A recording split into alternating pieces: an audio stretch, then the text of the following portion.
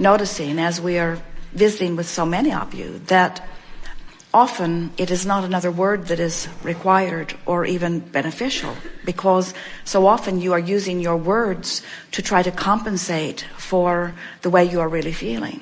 And so anything that causes a shift in your vibration or an improvement in your mood is a wonderful thing. We are actually working toward helping you be more wordless and more paying attention to the way you feel.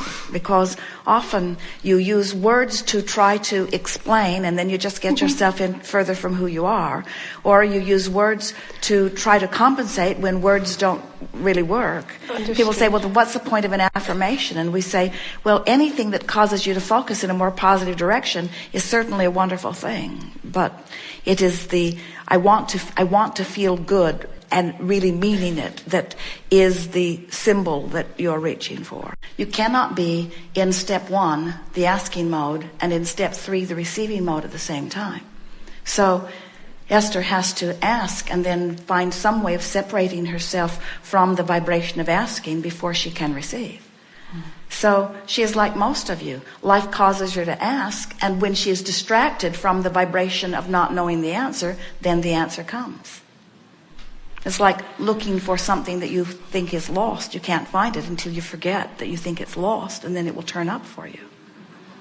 It's that same sort of thing. So for Jerry and Esther, often Esther will say to Jerry, I would like to talk to Abraham about this, and this is what I'm feeling about it, and this is really my question about it. And then Jerry will sit and visit with Abraham about it.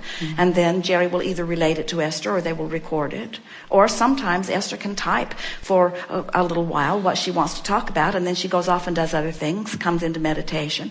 Then she will get back on her computer and receive the answer and then go back and read it.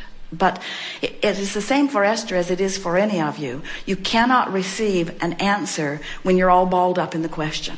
In other words, when you're all balled up in the question, that's what's most active within you. And an unanswered question, a question that feels unanswered, doesn't allow an answer. Isn't that interesting? I don't know the answer to this, so I think I'll ask someone, but I don't know the answer to this, so I think I'll ask someone. So the thing that happens with Abraham is that sometimes if you come with a level of expectation of receiving some clarity, then we can build a sort of bridge between your question and your receiving the answer. But you certainly do not need us for the answers to your questions. Life will give them to you. You can't ask without it becoming immediately vivid in your vibrational reality. So the question that you're asking is, how does someone get from a reality that's full of a question to the vibrational reality that's full of the answer?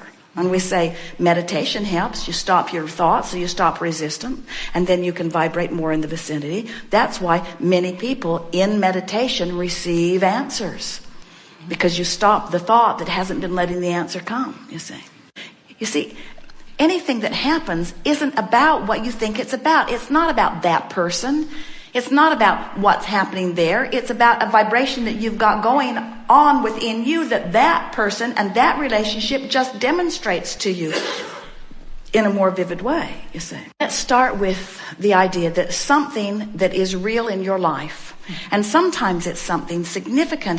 A noisy refrigerator isn't in the scheme of things, but sometimes it's something that's significant, that's bothering you.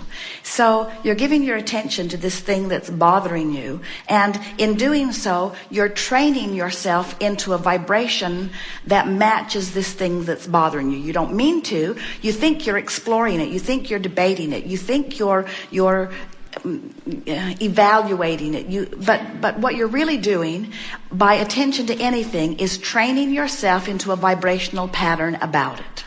And law of attraction is complicit in that. When you give your attention to something, you're going to get stuff like it. So it's easy to keep that ball rolling, whether it's something you want or something that you don't want. So let's say it's something you don't want, and you've let your attention to it train you into vibrational alignment with it. So, and you've done it consistently enough that it's an active vibration within you. All an active vibration, that's what a belief is. It's just a thought you keep thinking.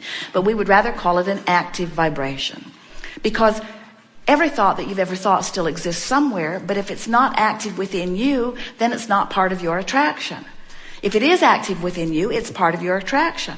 So there are two ways you can tell what's active within you. One is how you feel, which is what's active within you in relationship to what you really want. And the other is what's manifesting. What's manifesting always matches what's active within you. It cannot be any other way. So let's say that there's this subject that you've been giving your attention to, and you've made that vibration active within you. Now you change subjects altogether, but you have another experience that feels pretty much the same way. Even though it's a different subject, it still feels the same way. It still revolves around your feeling of powerlessness, or it revolves around your feeling of too much to-do-ness, or whatever. So if you take the time on any one issue and you tell the story as it really is by making that issue inconsequential in the greater scheme of things. In other words, sure, this is something that's problematic to me, but compared to everything else, and then as you take that and talk with appreciation about the things that are going well, you deliberately train that vibration, that problematic vibration, you train it into a different place. And when you do, a new indicator will show itself to you, because all that was an indicator of vibration to begin with. So if you look at the indicator of vibration and you keep looking at the indicator of vibration, you're going to get more indications of vibration just like it. But if instead of looking at this indication of vibration and perpetuating it on and on, if instead you deliberately look at something else that puts that into perspective. In other words, of course this is going wrong, but compared to the other things in my life that are going right, so you bridge yourself into a different vibration. Now, what's interesting to watch with you is that, so you pull yourself over, but this is still more active, so it'll pull you back. But you pull yourself over, but this is still more active, so it'll pull you back. So you pull yourself over by looking at things that you appreciate, making lists of positive aspects, getting on a rampage of appreciation, blah, blah, blah, but you don't mean it because that's what's really active, so this will pull you back. But you keep making the effort. You pull yourself over, it pulls you back. You pull yourself over, it pulls you back. You pull yourself over, it doesn't pull you back quite as far. Now you've got a new set point. But don't stop there, because this is still pretty active and it's still not where you want to be. So you pull yourself over into appreciation, into the true sense of who you really are, trying to see it from broader perspective. And as you keep doing that, eventually what will happen is you will train this valid, real vibration. You didn't make it up. You were just responding to life, but you will train it into the place that you want it to be rather than in the place that it is. And as you stay there for a little while, now the manifestations that start turning up around you are more like this. They can't be like that. They're more like this, you see. And before you know it, because subject after subject keeps showing you, so then part of that source energy is expressing itself here in the human personality that is you, in this egotistically, selfishly focused. And by that we only mean you see through the eyes of self. You see through the eyes of self, which means as you explore and know what you don't want, you know what you do want. The self within you, all the synthesizing of the self within you knows what you prefer. And when you come to that conclusion, whether you speak it or not, and you do it all day, every day, the larger part of you who is so certain that you should know, after all, you are pure positive energy, extended out here on the leading edge of thought, exploring contrast, and from your point of view, coming to a conclusion of what you think would be better for you. The source energy part of you does not question that. But you have to understand, it's not just source answering what you're asking for. Source is answering what everyone is asking for. Everyone. Imagine how wonderful it is when billions of humans and all kinds of other physical creators, also your beasts and even microbes, are having experiences and are asking. Even the one-celled organism is having evolution through vibrational expansion.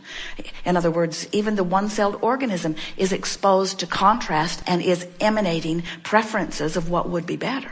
So if Source, who is not just answering you, leading edge creator, but is answering all leading edge creators, can you feel how the whole of creation is moving up to better and better places?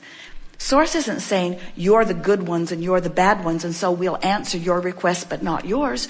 Everyone who asks, no matter what, everyone who asks is answered. And so this source energy expansion is becoming more and more and more. But humans, the critical experience that humans feel is that often as individuals you have expanded and then you don't take your own expansion.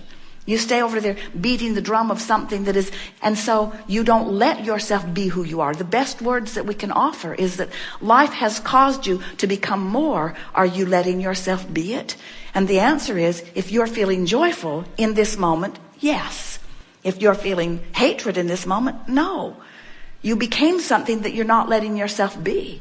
And the funniest thing of all, funny, not funny the way you think funny, but it's really an interesting, odd thing, is that the very thing that caused your expansion is almost without exception the very thing that you're using as your excuse not to take your expansion.